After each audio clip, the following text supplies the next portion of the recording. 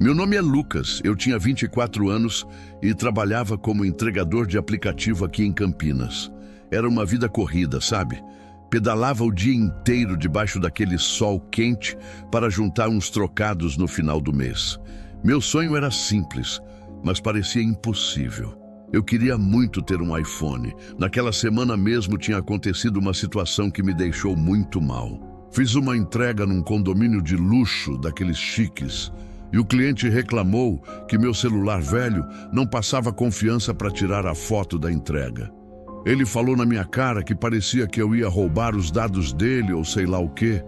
Aquilo me doeu demais, porque eu sempre fui honesto no meu trabalho. Desde então fiquei obcecado em comprar um iPhone. Não era só vaidade não, era questão de profissionalismo mesmo. Comecei a fazer entregas extras todos os finais de semana, aceitava qualquer corrida, não importava a distância. Em 3 meses, consegui juntar exatamente R$ 500. Era tudo que eu tinha. Foi aí que no dia 15 de março de 2019, eu estava navegando no OLX durante meu intervalo. De repente apareceu um anúncio que parecia bom demais para ser verdade. iPhone 8 por R$ 500. Meu coração acelerou na hora, era exatamente o valor que eu tinha guardado. O vendedor se chamava Ricardo e no anúncio dizia que estava saindo do país com urgência. Eu liguei na hora, nem pensei 2 vezes. A voz dele era meio estranha, sabe? Rouca, cansada. Mas ele insistiu muito que eu fosse buscar o celular no mesmo dia. Vem hoje, preciso vender rápido, só aceito dinheiro vivo. Ele repetiu isso umas 3 vezes. O endereço era no bairro Jardim Campos Elíseos, um lugar meio afastado que eu não conhecia muito bem. Quando contei para minha mãe, a dona Maria, ela ficou preocupada na hora. Filho, coisa boa e barata assim não existe, tem algo de errado nisso aí. Ela falou segurando minha mão com aquele jeito de mãe que sabe das coisas. Mas eu não dei ouvidos, achei que ela estava exagerando como sempre. Pensava comigo, é só um celular usado, o cara deve estar precisando de dinheiro rápido mesmo. A ganância estava falando mais alto que a razão. Aquele iPhone representava tudo para mim naquele momento. Minha chance de ser levado a sério, de trabalhar melhor. Peguei os R$ 500 que tinha guardado num envelope embaixo do colchão. Eram 10 notas de 50, suadas, conquistadas com muito esforço. Coloquei no bolso da calça e saí de casa no final da tarde, por volta das 5 horas. Minha mãe ficou na porta me olhando com uma expressão que eu nunca vou esquecer. Era medo misturado com tristeza. Peguei o ônibus até o Campos Elíseos com aquela ansiedade de quem vai realizar um sonho.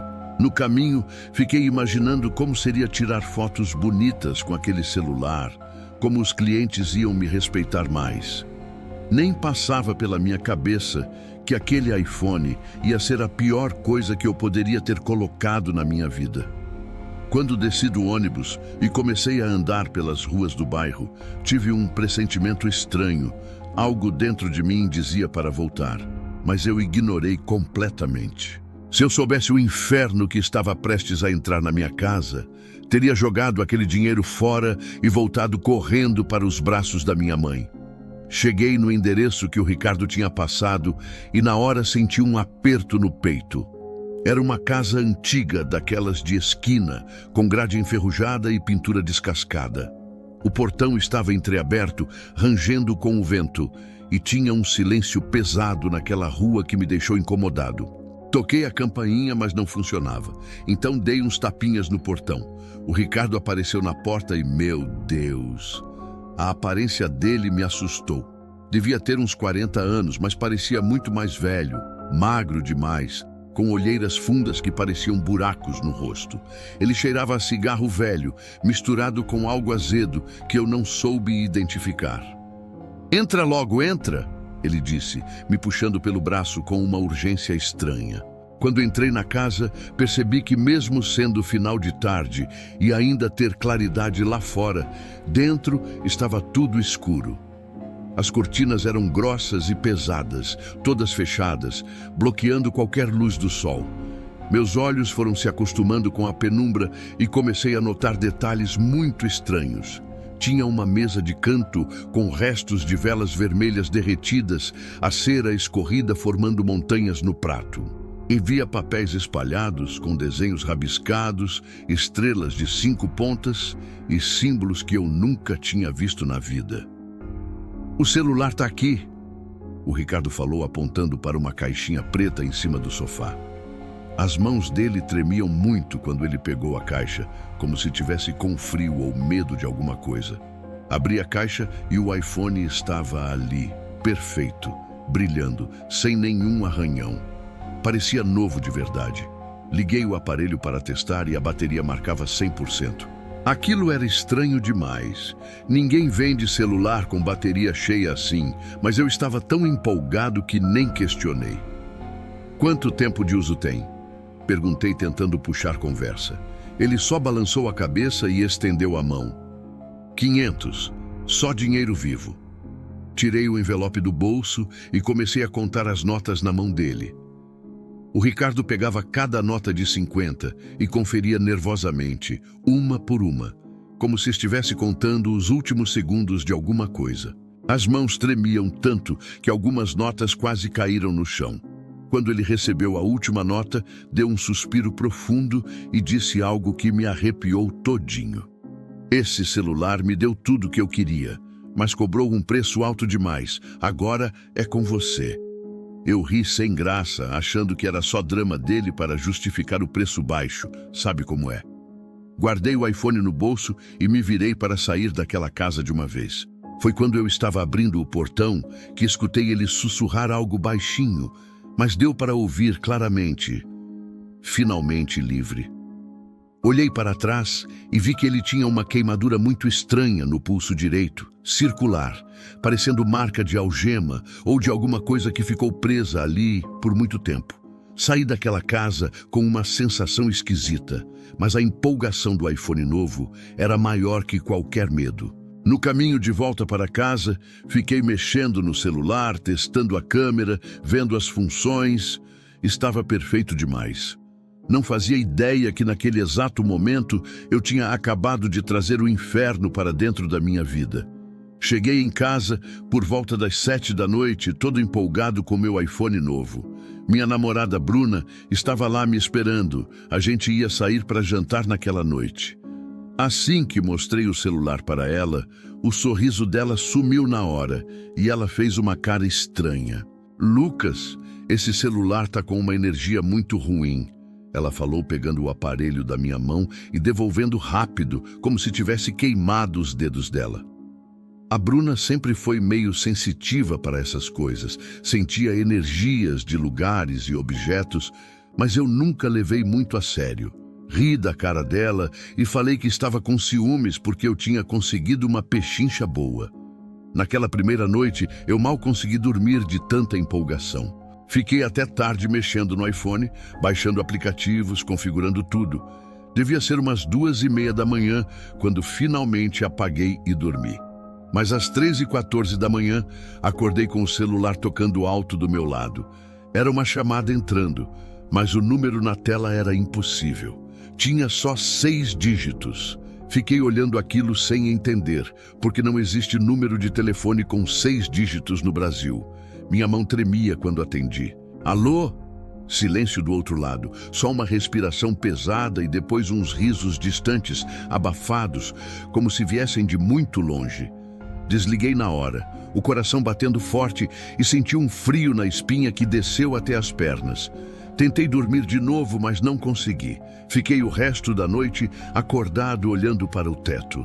Toda vez que eu ia pegando no sono, tinha a impressão de que tinha alguém me observando do canto do quarto. No dia seguinte, acordei cansado, com uma dor de cabeça terrível. Fui tomar café e quando peguei o celular para ver as horas, levei o maior susto da minha vida.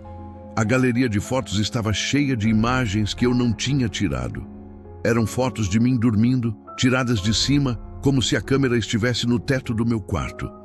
Fiquei gelado olhando aquelas fotos. Eram umas 15 imagens. Em algumas eu estava virado para o lado, em outras de bruços, mas todas tiraram de um ângulo impossível. Eu moro sozinho. Não tinha ninguém na minha casa naquela noite. Liguei para a Bruna desesperado e mostrei as fotos quando ela chegou. Lucas, isso foi tirado do teto. Quem tirou essas fotos? Ela perguntou com a voz trêmula, segurando minha mão com força. Não soube responder. Só consegui balançar a cabeça. Apaguei todas as fotos na frente dela, apertei excluir e confirmei, vi elas sumindo da galeria. Nos abraçamos e tentamos achar uma explicação lógica, mas não tinha. No dia seguinte, as fotos estavam de volta, só que agora eram da sala e da cozinha, sempre daqueles ângulos altos e impossíveis. Meu cachorro Thor, um vira-lata dócil que nunca latiu para nada, começou a rosnar toda vez que eu pegava o iPhone. Ele se recusava a entrar no meu quarto, ficava parado na porta olhando para dentro e rosnando baixinho. A Bruna não queria mais vir na minha casa, dizia que sentia uma presença pesada, como se alguém estivesse sempre observando a gente. Eu tentava ignorar, achava que era paranoia, mas lá no fundo eu também sentia. Tinha algo muito errado com aquele celular e as coisas estavam só começando a ficar realmente assustadoras. Cheguei em casa por volta das 7 da noite, todo empolgado com meu iPhone novo. Minha namorada Bruna estava lá me esperando. A gente ia sair para jantar naquela noite. Assim que mostrei o celular para ela, o sorriso dela sumiu na hora e ela fez uma cara estranha. Lucas, esse celular tá com uma energia muito ruim. Ela falou pegando o aparelho da minha mão e devolvendo rápido, como se tivesse queimado os dedos dela. A Bruna sempre foi meio sensitiva para essas coisas, sentia energias de lugares e objetos, mas eu nunca levei muito a sério. Ri da cara dela e falei que estava com ciúmes porque eu tinha conseguido uma pechincha boa. Naquela primeira noite, eu mal consegui dormir de tanta empolgação. Fiquei até tarde mexendo no iPhone, baixando aplicativos, configurando tudo. Devia ser umas 2:30 da manhã, quando finalmente apaguei e dormi. Mas às 3:14 da manhã, acordei com o celular tocando alto do meu lado. Era uma chamada entrando, mas o número na tela era impossível. Tinha só 6 dígitos. Fiquei olhando aquilo sem entender, porque não existe número de telefone com 6 dígitos no Brasil. Minha mão tremia quando atendi. Alô? Silêncio do outro lado. Só uma respiração pesada e depois uns risos distantes, abafados, como se viessem de muito longe. Desliguei na hora, o coração batendo forte e senti um frio na espinha que desceu até as pernas. Tentei dormir de novo, mas não consegui. Fiquei o resto da noite acordado, olhando para o teto. Toda vez que eu ia pegando no sono, tinha a impressão de que tinha alguém me observando do canto do quarto. No dia seguinte, acordei cansado, com uma dor de cabeça terrível. Fui tomar café e quando peguei o celular para ver as horas, levei o maior susto da minha vida. A galeria de fotos estava cheia de imagens que eu não tinha tirado. Eram fotos de mim dormindo, tiradas de cima, como se a câmera estivesse no teto do meu quarto. Fiquei gelado olhando aquelas fotos. Eram umas 15 imagens. Em algumas eu estava virado para o lado, em outras de bruços, mas todas tiraram de um ângulo impossível. Eu moro sozinho. Não tinha ninguém na minha casa naquela noite. Liguei para a Bruna desesperado e mostrei as fotos quando ela chegou. Lucas, isso foi tirado do teto. Quem tirou essas fotos? Ela perguntou com a voz trêmula, segurando minha mão com força. Não soube responder, só consegui balançar a cabeça. Apaguei todas as fotos na frente dela, apertei excluir e confirmei, vi elas sumindo da galeria. Nos abraçamos e tentamos achar uma explicação lógica, mas não tinha. No dia seguinte as fotos estavam de volta, só que agora eram da sala e da cozinha, sempre daqueles ângulos altos e impossíveis. Meu cachorro Thor, um vira-lata dócil que nunca latiu para nada, começou a rosnar toda vez que eu pegava o iPhone. Ele se recusava a entrar no meu quarto, ficava parado na porta olhando para dentro e rosnando baixinho. A Bruna não queria mais vir na minha casa. Dizia que sentia uma presença pesada, como se alguém estivesse sempre observando a gente. Eu tentava ignorar. Achava que era paranoia, mas lá no fundo eu também sentia. Tinha algo muito errado com aquele celular e as coisas estavam só começando a ficar realmente assustadoras. 3 dias depois da ida na igreja, eu não conseguia parar de pensar no Ricardo. Tinha algo muito errado com aquele homem, com aquela casa, com a forma desesperada que ele vendeu o celular. Decidi que precisava voltar lá, precisava devolver aquela maldição para quem me vendeu. Peguei o ônibus de volta para o Jardim Campos Elíseos no meio da tarde. Meu coração batia acelerado o caminho inteiro. Eu não sabia o que ia encontrar lá. Quando cheguei na rua e vi a casa de longe, percebi que tinha algo diferente. O portão estava escancarado e tinha um papel colado na porta. Me aproximei e li o aviso. Era uma placa de imobiliária oferecendo a casa para alugar. A casa estava completamente vazia e abandonada. Não tinha mais ninguém lá. Bati na porta, gritei o nome do Ricardo, mas só escutei o eco da minha própria voz voltando. Ele tinha sumido sem deixar rastro. Foi aí que a vizinha da casa ao lado saiu na calçada para jogar água.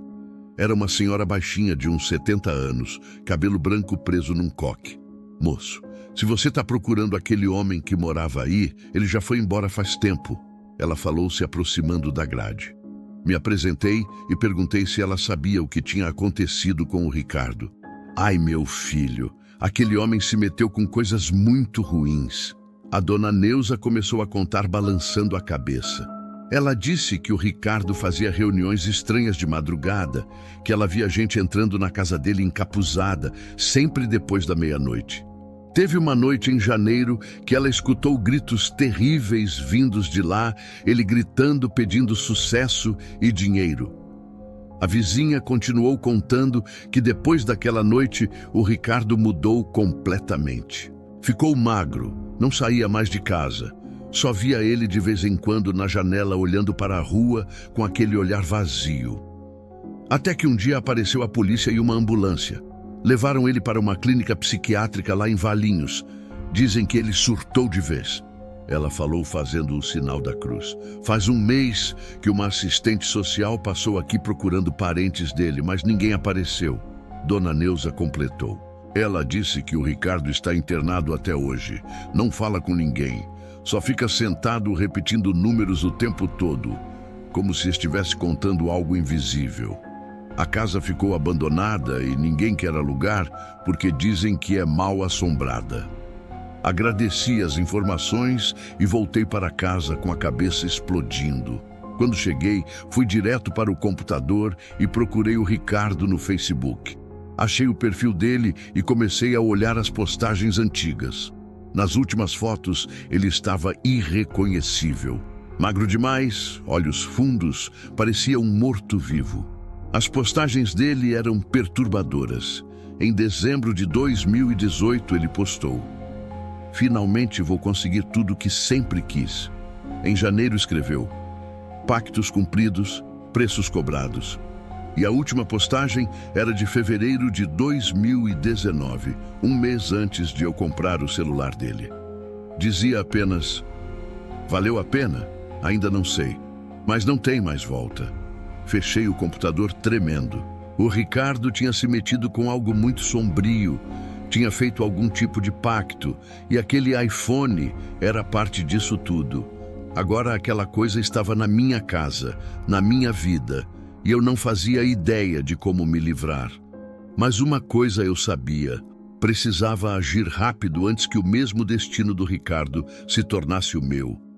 Minha vida começou a desmoronar de uma forma que eu nunca imaginei possível. Na semana seguinte, recebi um e-mail do iFood dizendo que minha conta tinha sido suspensa por denúncias de clientes. Eu não tinha feito nada de errado. Sempre fui educado, entregava tudo certinho. Mas apareceram 5 denúncias falsas no mesmo dia dizendo que eu tinha sido grosseiro. Fiquei desesperado porque aquele aplicativo era minha única fonte de renda. Tentei recorrer, mandar mensagens, provar minha inocência, mas nada adiantou. A conta foi encerrada de vez e eu fiquei sem trabalho da noite para o dia. Comecei a ficar irritado com tudo, brigava por qualquer coisa e a Bruna percebeu que eu estava mudando. Lucas, você não é mais a mesma pessoa. Você está agressivo, fala grosso comigo, seus olhos estão diferentes. Ela falou chorando, numa noite que a gente brigou feio por uma bobagem.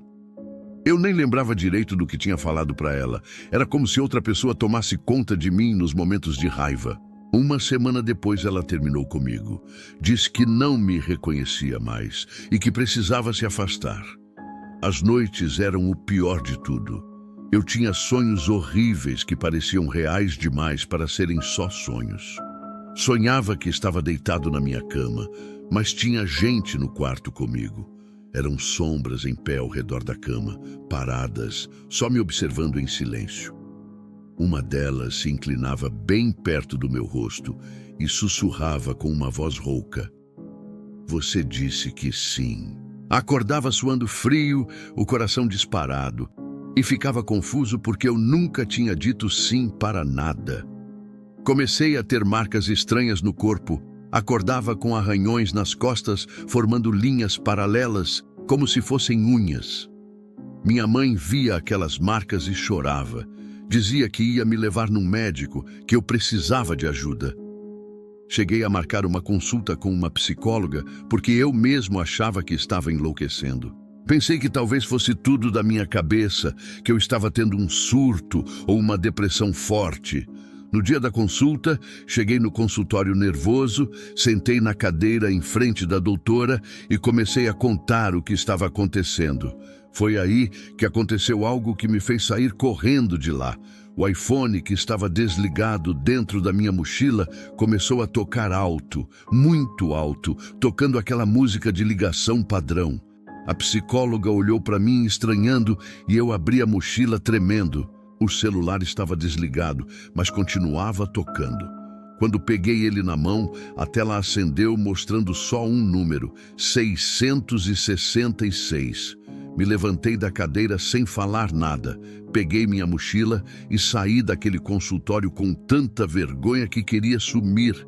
A doutora deve ter achado que eu era maluco de verdade. No caminho de casa, meu primo Renato me ligou dizendo que minha mãe tinha pedido para ele vir conversar comigo. Ele frequentava um centro espírita e entendia dessas coisas.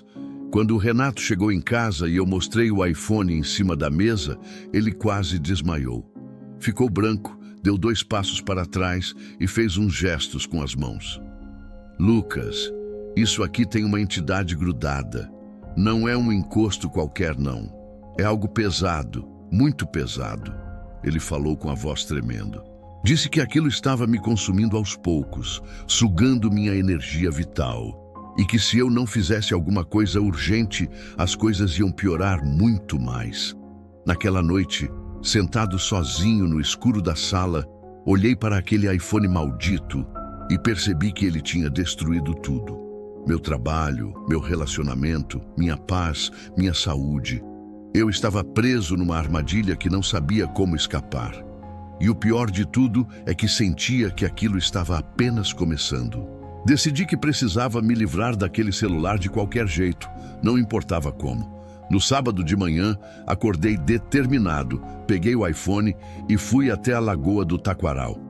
Caminhei até a ponte sobre o rio Atibaia, olhei para os lados para ter certeza que não tinha ninguém vendo e joguei o celular na água com toda a força que eu tinha. Vi o aparelho afundar na água barrenta e senti um alívio imenso, como se um peso tivesse saído das minhas costas. Voltei para casa leve, respirando fundo, achando que finalmente estava livre daquele pesadelo. Passei o final de semana inteiro em paz, sem pesadelos, sem sustos, e comecei a achar que tinha funcionado. Mas na terça-feira de manhã, 3 dias depois, tocaram a campainha de casa. Era o carteiro com uma encomenda no meu nome. Assinei o recebimento sem pensar muito e levei a caixa para dentro. Quando abri, meu sangue gelou. Era o iPhone, todo molhado ainda, com lodo grudado na tela, mas funcionando perfeitamente. O nome do remetente estava borrado pela água, impossível de ler. Ninguém sabia meu endereço completo, a não ser o Ricardo. e ele estava internado em Valinhos. Como aquele celular tinha voltado? Como alguém sabia onde eu morava? Fiquei olhando para aquilo em choque, as mãos tremendo, sentindo que estava perdendo o controle de tudo. Tentei quebrar o celular com um martelo, batia com força na tela, mas não arranhava nem um pouco. Tentei queimar com isqueiro, mas o plástico não derretia. Numa madrugada de desespero, peguei uma pá e fui até um terreno baldio perto da rodovia Santos Dumont. Cavei um buraco fundo, joguei o iPhone lá dentro e cobri com terra, socando bem para compactar. No dia seguinte acordei e quase infartei. O celular estava dentro da gaveta da minha mesa, com terra grudada, mas ali, de volta. Como? Eu tinha trancado a porta, estava sozinho em casa, não fazia o menor sentido. Foi nessa hora que percebi que não era o celular que estava preso a mim. Eu é que estava preso a ele. A noite do dia 15 de abril de 2019 foi a pior da minha vida inteira. Deitei na cama exausto, sem forças para lutar mais, e acabei dormindo. Acordei de madrugada e não conseguia mexer nenhuma parte do corpo. Estava completamente paralisado. Sabia que era a paralisia do sono, mas o que eu vi foi real demais para ser só um sonho. Uma sombra negra e densa começou a se formar no canto do quarto. Tinha formato humano, mas era mais alta que o normal. Devia ter uns 2,5 metros de altura. A coisa se aproximou da minha cama devagar, cada passo fazendo o chão ranger. Senti um peso horrível no meu peito, como se alguém estivesse sentado em cima de mim, esmagando meus pulmões. A criatura se inclinou sobre mim e senti um hálito quente e podre no meu rosto, cheirando a carne estragada e enxofre. Tentei gritar, mas não saía som nenhum da minha garganta, só um gemido abafado. Foi aí que começaram a passar imagens na minha cabeça. Eu via cenas de mim empurrando minha mãe escada abaixo, batendo na Bruna até ela sangrar, esfaqueando o Thor várias vezes. Não eram pensamentos meus, eram como memórias de coisas que eu nunca tinha feito, mas pareciam tão reais que eu sentia o peso da faca na minha mão, ouvia os gritos. Uma voz rouca sussurrou no meu ouvido, fazendo minha pele arrepiar todinha. Você aceitou o presente, agora cumpra sua parte. Depois de uns 20 minutos que pareceram horas, consegui finalmente me mexer e fiquei o resto da noite acordado no canto do quarto, tremendo e chorando, com medo de fechar os olhos de novo. Minha mãe não aguentou mais me ver naquele estado deplorável. Eu tinha virado um fantasma, não comia direito, não dormia, vivia trancado no quarto com medo de tudo. A Dona Maria ligou para todas as irmãs do grupo de oração da igreja dela e marcou uma vigília na minha casa para a sexta-feira à noite. Chegaram umas 10 mulheres, todas de branco, trazendo bíblias, óleo ungido, velas. Minha mãe tinha contado tudo para elas e algumas estavam com medo, mas vieram mesmo assim por amor a ela. Sentaram em círculo na sala, colocaram o iPhone no centro e começaram a cantar hinos, orando em voz alta. Uma das irmãs, a Joana, era conhecida por ter um dom espiritual forte. Ela conseguia sentir presenças e ter visões. Quando ela se aproximou do celular para tentar pegá-lo e orar com ele nas mãos, aconteceu algo aterrorizante. A Joana caiu no chão se debatendo, o corpo todo convulsionando, a boca espumando. As outras irmãs correram para segurar ela, gritando o nome de Jesus, jogando óleo ungido, orando em línguas. Eu fiquei paralisado vendo aquela cena. Minha mãe chorava desesperada. A convulsão da Joana durou uns 5 minutos que pareceram uma eternidade, o corpo dela sacudindo com uma força que não parecia humana. Quando ela finalmente parou e voltou a si, a Joana estava encharcada de suor, chorando muito. Ela contou que tinha tido uma visão muito clara enquanto estava naquele estado. Viu o Ricardo numa encruzilhada à noite, ajoelhado, fazendo um ritual. Tinha um poste de luz quebrado iluminando a cena e 4 árvores grandes ao redor formando uma cruz. Ele ofereceu esse celular como canal, como ponte para o outro lado. A entidade usa o aparelho para coletar almas, para atrair vítimas. A Joana falou com a voz rouca, ainda tremendo. Disse que viu outras pessoas antes de mim, outros donos daquele iPhone, todos tendo o mesmo destino terrível. O diabo está usando esse objeto amaldiçoado para destruir vidas e arrastar pessoas para o inferno. Ela completou, fazendo o sinal da cruz. Minha mãe ficou branca e disse que sabia exatamente onde era aquele lugar. É perto do cemitério Parque das Flores. Tem uma encruzilhada lá que o pessoal fala que é carregada. No sábado de manhã, bem cedo, eu, minha mãe e 2 irmãs corajosas fomos até lá conferir. Quando chegamos no local, era exatamente como a Joana tinha descrito. O poste quebrado, as 4 árvores. No chão, embaixo de uma das árvores, encontramos restos de velas pretas derretidas, formando círculos na terra. Tinha também uma foto queimada pela metade. Dava para ver parte do rosto do Ricardo, os olhos dele olhando para cima como se estivesse implorando por algo. Pegamos aquela foto com um pano e levamos embora como prova. As irmãs do grupo de oração ficaram com muito medo depois daquela noite. 2 delas tiveram pesadelos terríveis. Sonharam com a mesma criatura sombria me perseguindo. Minha mãe me contou depois que o grupo quase se desfez. Algumas achavam que eu tinha trazido algo pesado demais, perigoso demais para as casas delas. Fiquei sozinho de novo sem saber o que fazer. Até a igreja tinha medo de me ajudar agora. O iPhone continuava ali na minha casa, pulsando com aquela energia maligna, e eu sentia que estava chegando no meu limite. Ou eu encontrava uma saída ou ia acabar igual ao Ricardo, internado numa clínica repetindo números até morrer. Estava completamente destruído, sem forças, sem esperança nenhuma.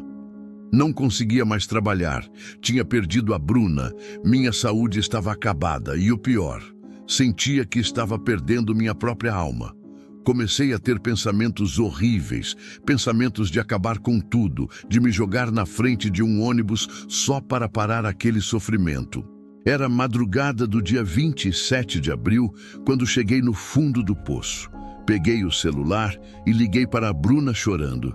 Eram 2 da manhã. Me perdoa por tudo. Eu te amo, sempre vou te amar. Falei soluçando. Ela demorou para responder. E quando falou, a voz dela estava chorosa também. Lucas, você precisa lutar. Eu te amo, mas só Deus pode te salvar agora. Lembra quando você era criança e ia na igreja com a sua mãe? Volta para lá, clama por Jesus de verdade com o coração, ela disse. Desliguei o telefone e fiquei ali sentado no chão do quarto, olhando para o vazio. Pela primeira vez na vida, eu realmente queria falar com Deus. Não por obrigação, mas porque não tinha mais ninguém. Me ajoelhei ali mesmo, no meio do quarto escuro, e comecei a orar. Jesus, se o Senhor existe, se o Senhor é real mesmo, me tira dessa. Eu não aguento mais. Eu entrego minha vida para o Senhor, entrego tudo, só me tira desse inferno. As lágrimas caíam no chão, meu corpo tremia todo. Era um desespero verdadeiro de quem não tem mais saída. Levantei e peguei a Bíblia velha da minha mãe, que estava em cima da cômoda cheia de poeira. Abri em qualquer página sem olhar e caiu, no Salmo 23. Comecei a ler em voz alta, mas parecia que as palavras não queriam sair. Minha garganta fechava, como se uma mão invisível estivesse apertando meu pescoço. O Senhor é o meu pastor, nada me faltará. Forcei as palavras para fora, gaguejando, lutando contra aquela pressão. Peguei o iPhone e coloquei no chão na minha frente. Derramei óleo ungido que minha mãe tinha deixado em cima dele e continuei lendo o salmo, cada palavra sendo uma batalha. Ainda que eu ande pelo vale da sombra da morte, não temerei mal nenhum, porque tu estás comigo. A cada versículo que eu lia, sentia como se algo me empurrasse para parar, uma força tentando calar minha boca. Mas eu continuei, gritei as palavras, repeti o salmo várias vezes sem parar. Foi aí que o celular começou a reagir. Esquentou tanto que quando tentei pegar, queimou minha mão e eu tive que soltar. Ele caiu no chão e começou a vibrar violentamente, pulando, a tela piscando em luzes vermelhas e brancas, como se estivesse tendo um curto-circuito. O quarto inteiro tremia. Ouvi um zumbido agudo que perfurava meus ouvidos. Continuei orando sem parar, gritando o Salmo 23 com todas as forças que me restavam. Certamente que a bondade e a misericórdia me seguirão todos os dias da minha vida e habitarei na casa do Senhor por longos dias. Repeti isso umas 20 vezes, meia hora direto chorando, gritando, lutando. De repente, depois daqueles 20 minutos que pareceram uma eternidade, a tela do iPhone apagou de vez. Escutei um estalo alto e a tela rachou em várias direções, vidro quebrando em pedaços tortos. O zumbido parou, o quarto ficou em silêncio total. Senti algo mudar no ar, como se um peso gigantesco tivesse sido tirado de cima de mim. Consegui respirar fundo pela primeira vez em semanas. Mas fiquei com medo de que fosse só uma pausa, que aquilo voltasse. Passei a noite toda acordado, testando, cutucando o celular com um lápis, para ver se reagia. Ele estava morto, completamente morto. Não ligava mais. Quando o sol nasceu e a luz entrou pela janela, deitei na cama e pela primeira vez em um mês inteiro, dormi sem ter nenhum pesadelo. No dia seguinte, acordei com uma sensação estranha de paz que eu não sentia há muito tempo. O iPhone continuava ali no chão, rachado, morto, mas eu ainda tinha medo dele. Liguei para minha mãe e contei tudo o que tinha acontecido durante a madrugada. Ela chorou de alívio e disse que conhecia um padre exorcista em Valinhos, que poderia me ajudar a descartar aquilo da forma correta. Peguei o celular rachado com uma toalha, coloquei dentro de um saco plástico e no mesmo dia fomos até Valinhos. O padre era um senhor de uns 70 anos, muito sério, que recebia casos difíceis. Quando mostrei o iPhone para ele e contei a história toda, ele balançou a cabeça como quem já tinha visto coisas parecidas antes. Ele pegou o celular, rezou em cima, jogou água benta e disse que ia enterrar em terreno consagrado da igreja, bem fundo, onde nunca mais ninguém pudesse achar. Vá em paz, meu filho. Isso aqui nunca mais vai te atormentar. Ele falou fazendo o sinal da cruz na minha testa. Saí de lá, sentindo que finalmente estava livre de verdade, mas a recuperação não foi rápida nem fácil como eu imaginava.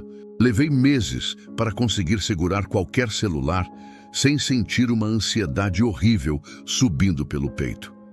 Minha mãe usou as economias dela para pagar uma terapia para mim. Foi toda semana durante um ano inteiro.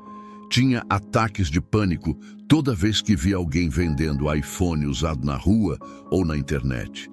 Voltei devagar para a Assembleia de Deus do Jardim Novo, Campos Elíseos, a igreja que eu frequentava quando era criança. No começo era estranho, me sentia deslocado, mas fui persistindo. Comecei a ler a Bíblia todo dia, a orar de verdade, não aquelas orações decoradas, mas conversas sinceras com Deus, pedindo cura para minha mente e meu coração. 6 meses depois de tudo, criei coragem e liguei para a Bruna. Pedi para encontrar ela num café, contei que tinha me livrado do celular, que estava fazendo terapia e frequentando a igreja. Mostrei que eu tinha mudado de verdade, que não era mais aquela pessoa agressiva e perdida. Ela me deu uma segunda chance e começamos a namorar de novo.